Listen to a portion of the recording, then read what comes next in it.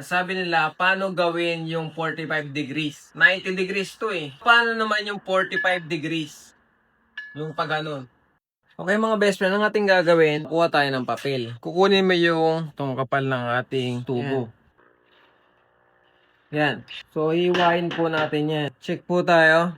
So, yung kapal nito ay yung kapal ng ating tubo, okay? Lagyan natin dito. Yan, dapat nakalapat, okay? Guhitan natin. Putulin po natin to.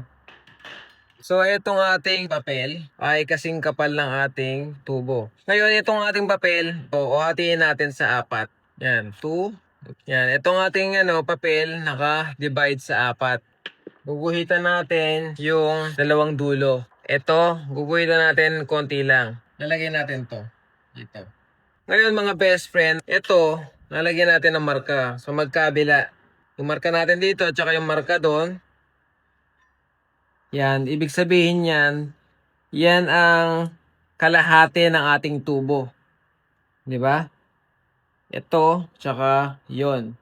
Ngayon, ito yung markang sa gitna, di ba? Ito yun, no? Dito tayo magmamarka.